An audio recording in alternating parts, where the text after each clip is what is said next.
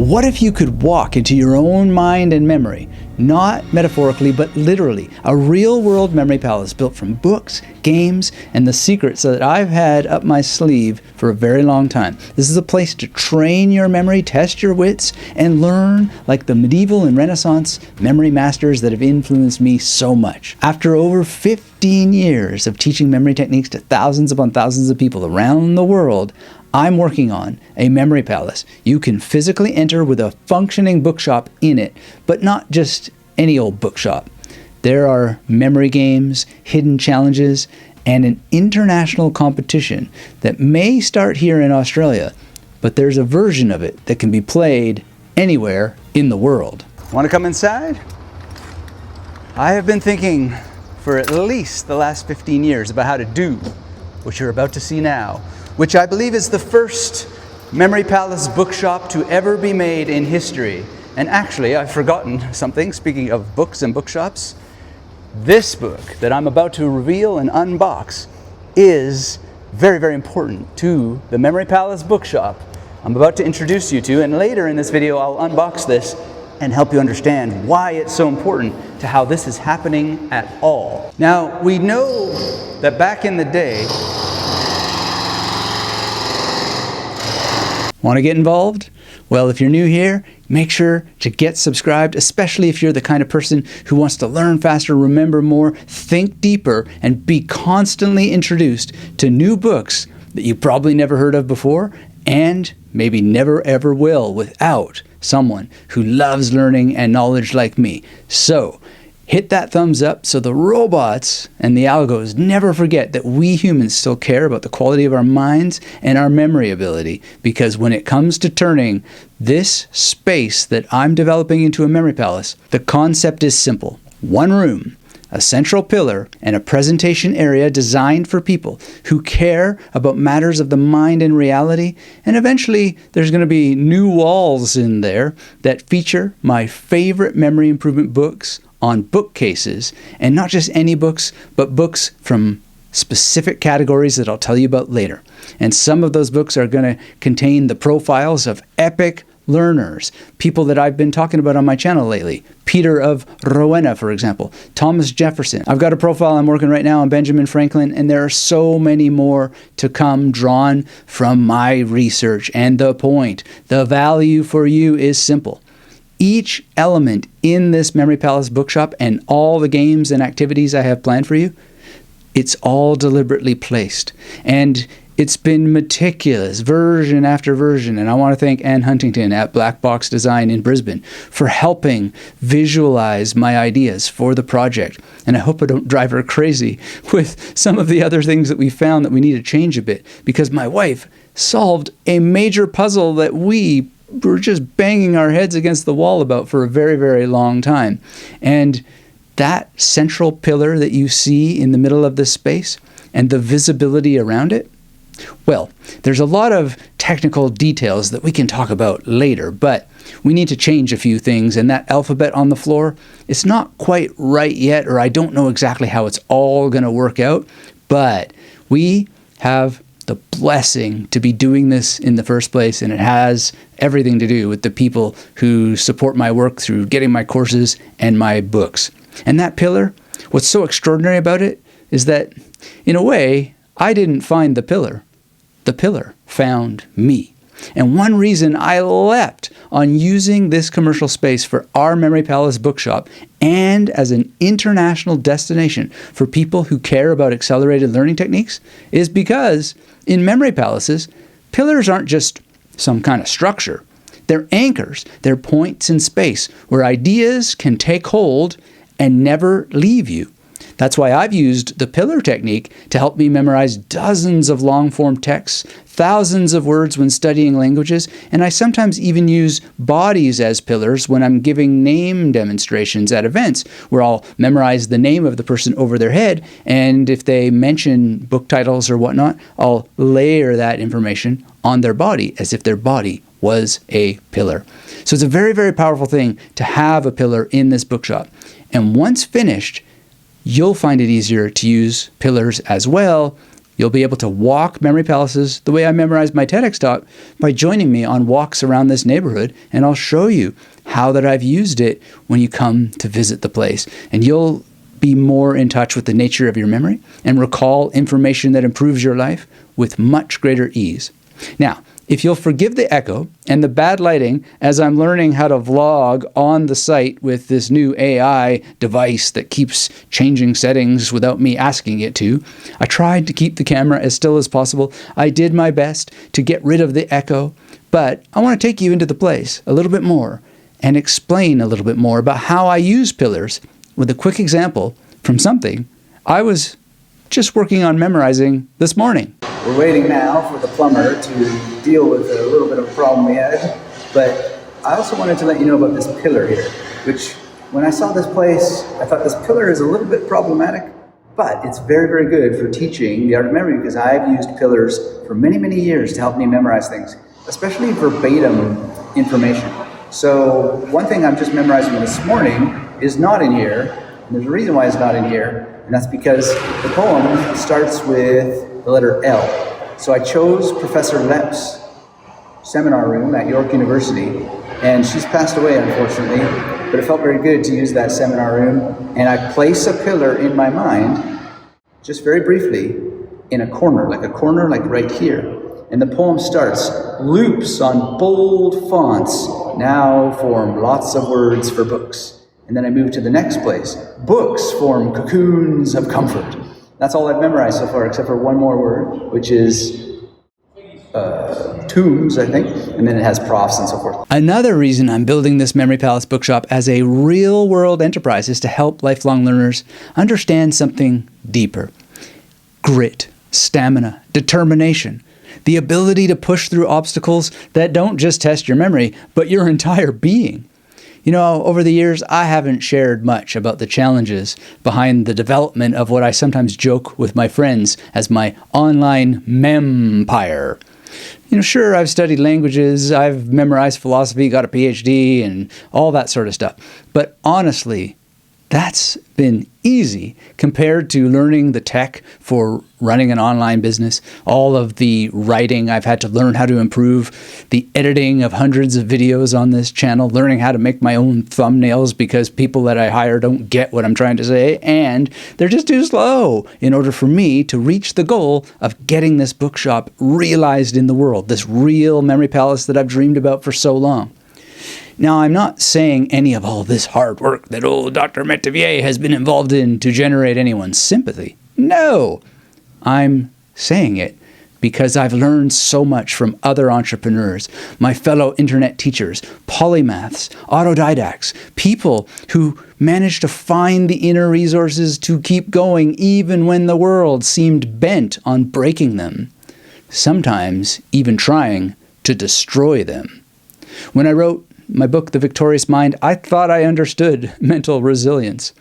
But acquiring this space, getting through all the confusing legal documents and the building contracts filled with countless gotchas, it's been tiring, troubling, and I know there's more ahead. What is that Frank Zappa song? There's no way to delay trouble coming every day.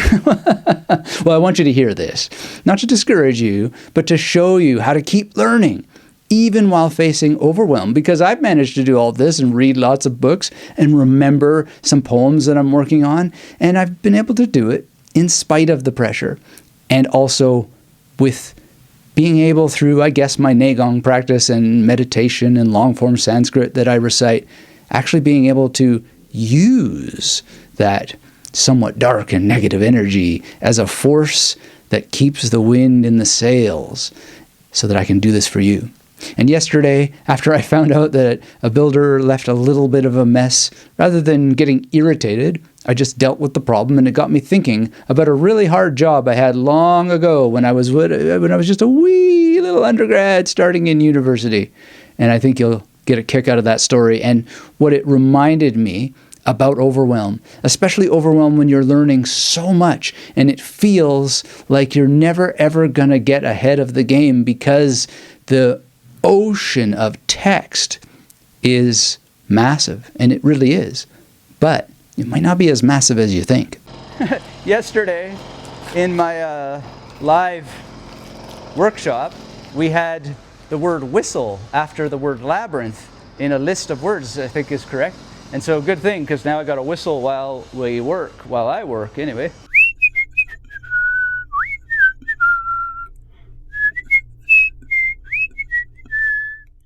Basically, I gotta now do this every time until this is done, because there's so much dust, it's gonna come on this surface over and over and over. I wish I could think of something profound to say about memory. Oh! Back in the day, when I was first using memory techniques, what I would do is, to try and reuse them, is in Fantasia, the Disney movie, I would, I think I broke it already. Oh, I'm going the wrong way. I would go through my memory palaces with those mops in Fantasia that Mickey Mouse brings to life.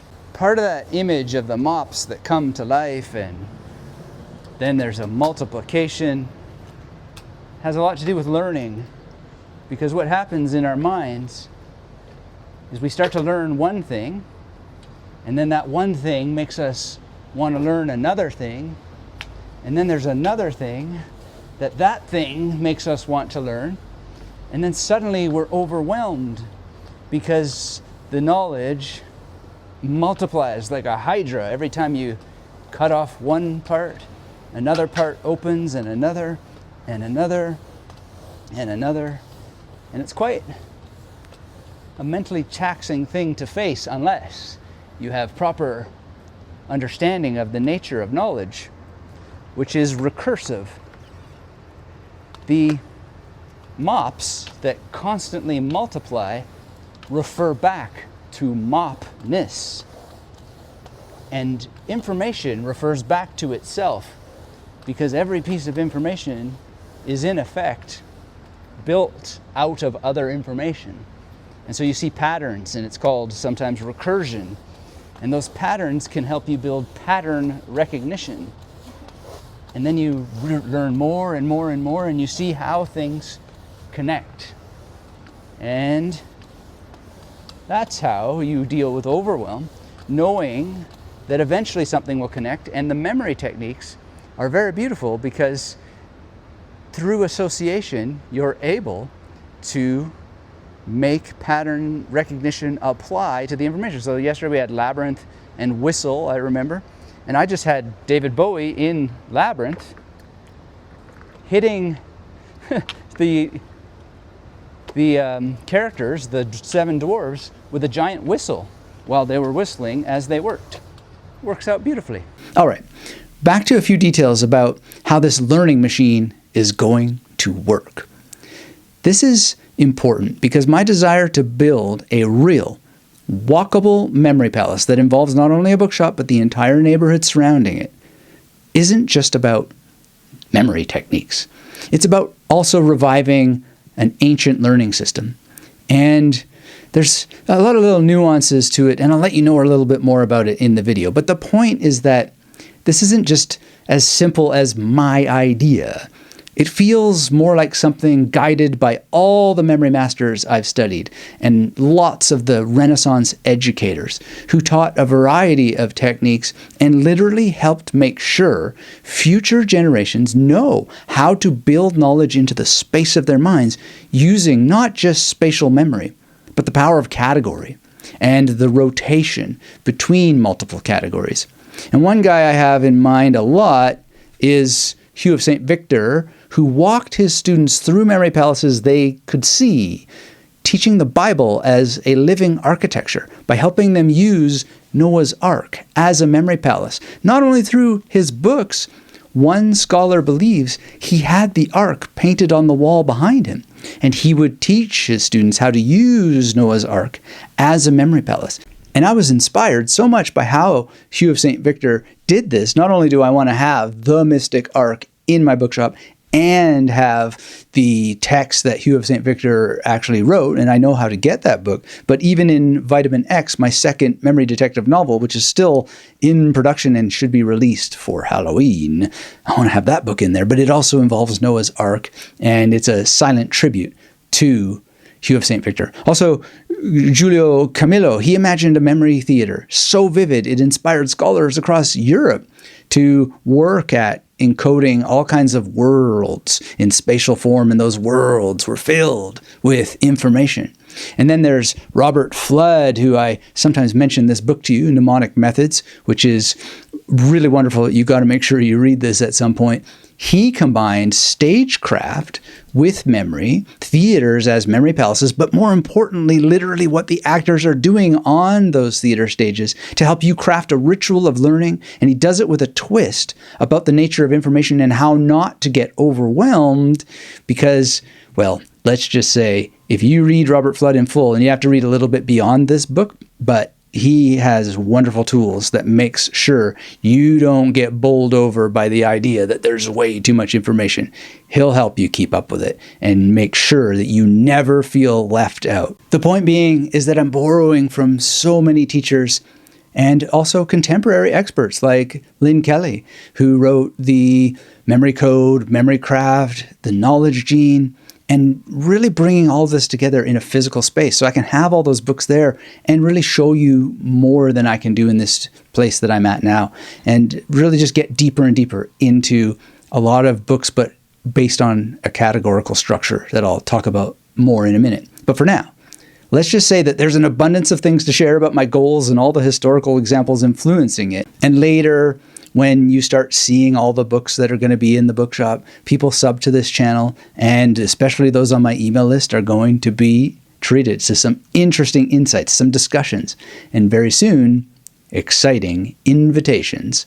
And stay tuned, because even if you can't get to Australia to take me up on some of these invitations, I've got something up my sleeve for people all around the world, and you won't want to miss it.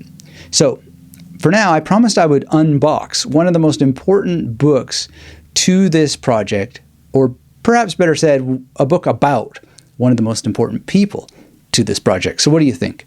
If I can get a project like this started and rolling to the point where we're at now with it, do you think I'm capable of opening a cardboard box?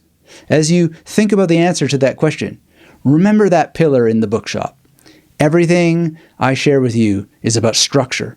It's about the spines that hold up our memory practice and our learning practice from the foundations of technique, learning techniques, memory techniques, thinking techniques. And you're about to meet one of the pillars of all those practices right now. So this book is very special. It's quite an old book, and it is in a new edition by Galaglass Books. And I don't know how many they've made. I don't think that there are that many, and I've been trying to get in a rush to show you all, but I think it goes really well with the Bookshop project, and I think it's a bit of a blessing that they put this book together so that I can have it in the Bookshop Memory Palace. I don't know what I'm going to call this place yet, but this book is about Jordano Bruno, who was a major innovator of the Memory Palace technique, or at least a popularizer, because some of his innovations I found are actually deeper in the memory literature than I thought. Nonetheless, he explains them in a way that is quite important. And the person who wrote this book also wrote another book about memory that is very, very famous, but this one is lesser read, I think. And so I'm so glad that there's a second edition. I'm not free from criticism of what is said in here about brother Jordano Bruno, but that doesn't have to do with Galaglass Books. They have done something very, very special, as you're about to see. Oh, wow. It's encased in here, and we got more unwrapping to do. Wow, wow. And they also sent a poster, which I'm going to have to take an image of. Quite frankly, the art is beautiful, and the poster art is terrifying. It's so beautiful because it's Jordano Bruno. Well, I'll show you in a second. Wow, this is so cool in the plastic. You know, I think I better take this plastic off back in the home studio and maybe make a, well, no, I think it's going to be fine.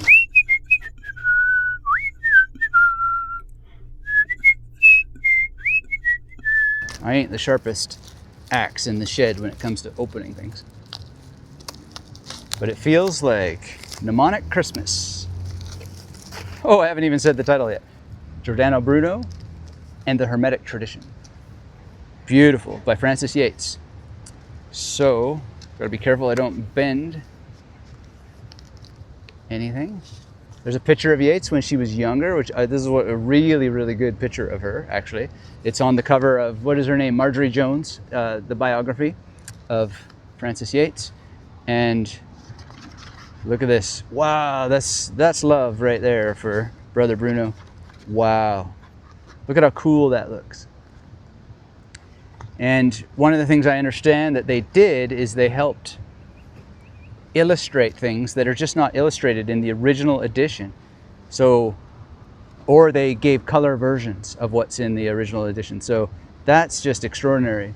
That's so useful. And you can instantly see, those of you who use memory palaces already, how that this can be something you use as a wonderful, wonderful, memory palace inside of books tradition. I haven't figured out, I've got these workshops that I do live now. I haven't quite figured out how I'm going to give you exercises so you can develop the system for using page numbers to help you remember books, but we'll work it out. I think so far, well, I don't know, I need to get more feedback from people who are coming to these workshops to see if the exercise style of teaching I'm doing is working.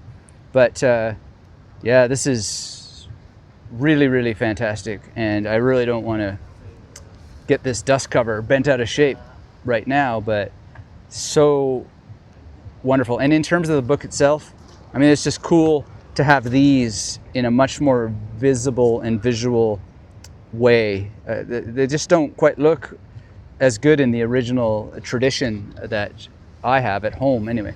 Anyway, this book is well worth reading, even if you don't care about Bruno. If you care about the era and you care about Hermetic topics and you care about tapping into, on your own journey, whatever it means to exist, these kinds of ideas and the history of Jordano Bruno and the things that he got up to, they're going to supplement your journey in a very, very big way. So thanks to Gallo Glass for sending this to me, and I highly recommend getting this and also their other book, Monad. And I don't think I can tell you what's next for them, but I know what it is, and it's also very exciting. Bruno.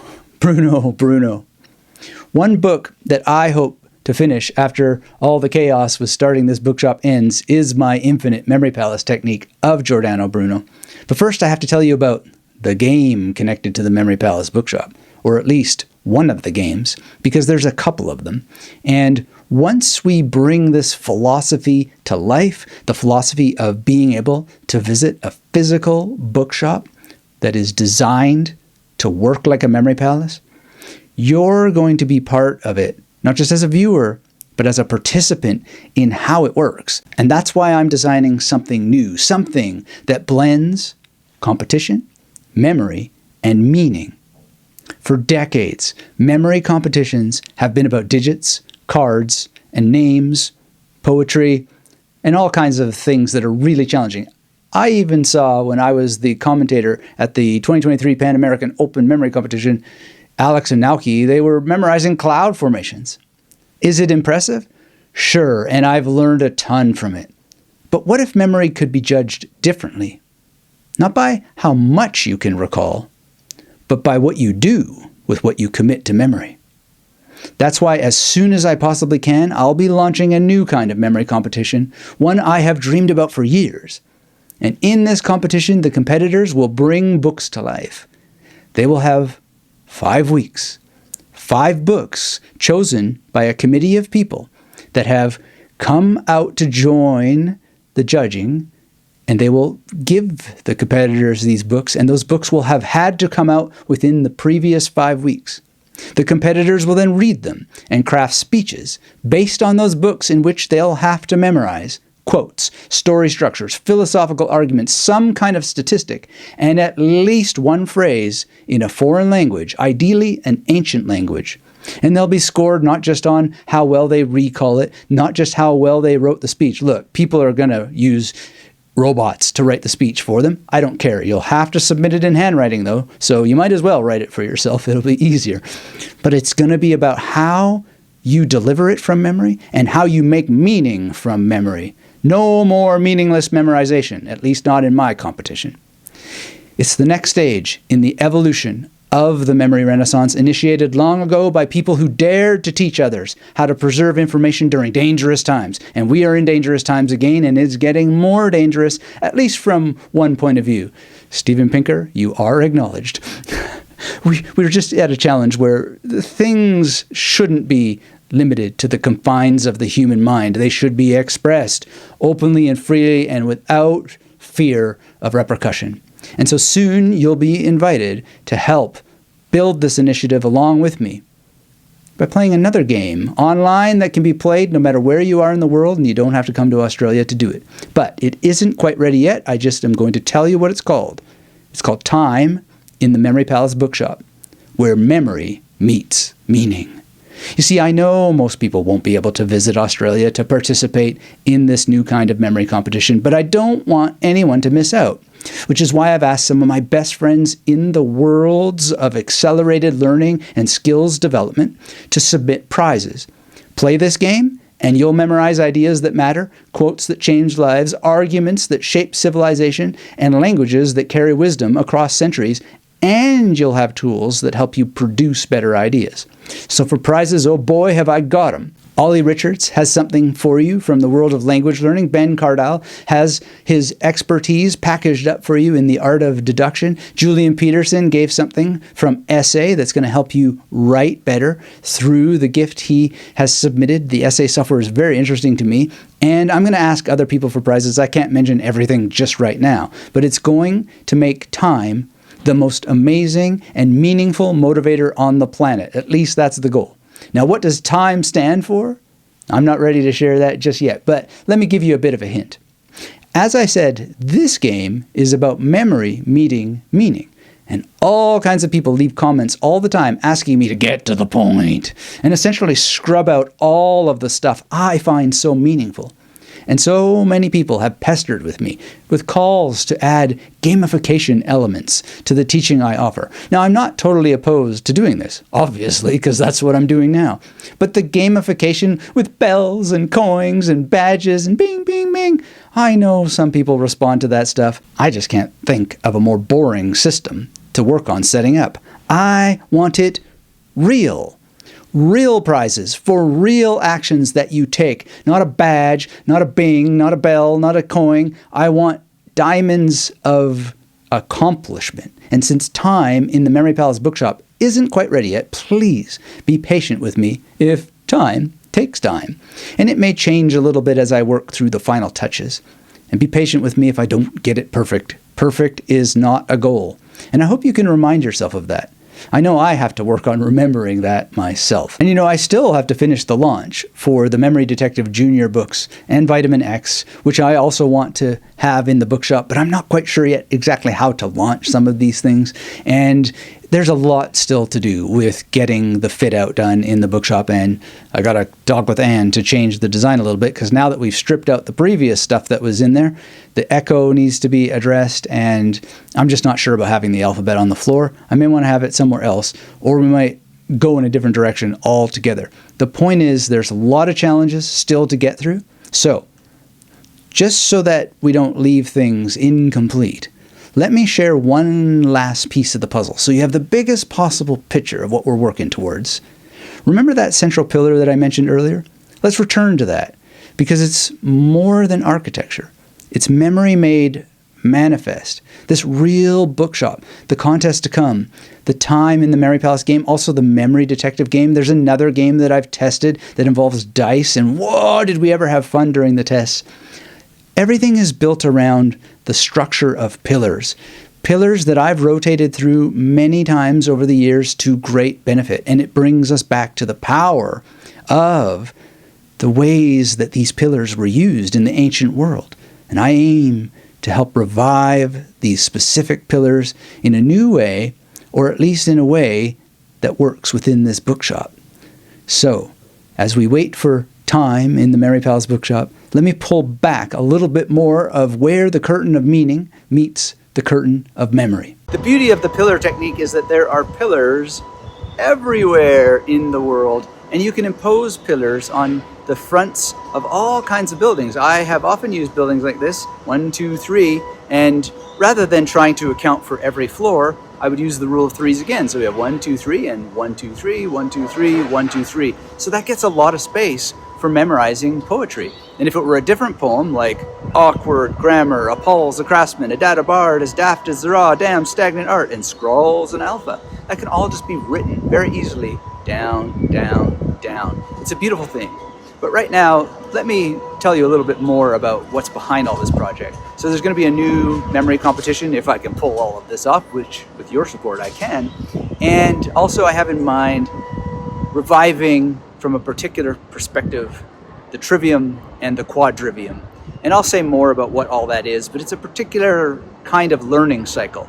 And we may not do it exactly the same way as it used to be done, which has to do with a focus on logic and grammar and rhetoric and memory, but also geometry and arithmetic and music and what was the other one? Astronomy. We are going to make it a little bit more broad than that. That's going to be the general theme of the books that are going to be in the bookshop.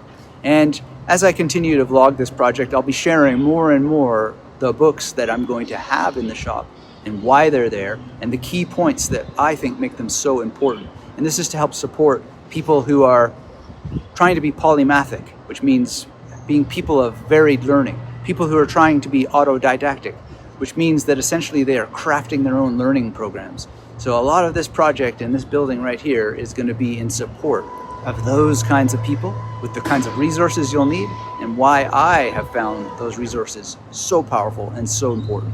So I hope you'll join that journey, and it is going to be amazing. Lots more to do, but it's coming together. And if you want to get more deeply involved, you can get my self-education blueprint by following the link in the description and regularly open my emails so you don't miss a thing. It's going to help you through a fun and easy means of starting to create your own learning cycles based on structures starting right now. And if you want to know more about how to prepare yourself as a lifelong learner for a depth of understanding and an ability to remember information, even as life's challenges grow more and more profound, stick around and watch how to become an autodidact next. And until next time, every time that you forget something or you fail to understand something, just ask yourself, what if I could walk through a building designed explicitly to function not only as a memory palace, but as the ultimate learning machine? You can already start to do what thousands upon thousands, if not millions of people have done for thousands of years, or as my friend Lynn Kelly points out, tens of thousands of years in the memory code. But you can just rest assured that there's one guy who's working real hard to make a place that before you know it, you'll be able to use it to encode things at a much, much deeper level. And you'll be able to see the ways that I've designed it for you. And if you remember nothing else from this video, make sure you remember this. Memory isn't just mental. It's spatial. It's emotional. It's physical. And that's why I'm developing this location and all of the projects and the games and even the magicians I want to invite to come perform there. And myself, I'll perform some magic too. So, if your memory finally has a place to stand on and a journey to walk, wouldn't that be cool? You're going to come to the same journey next to the ocean that means so much to me and learn more about my philosophy of memory, which is really your philosophy. And so, as I always like to say, until we have a chance to speak again, thanks for being here and keep yourself magnetic.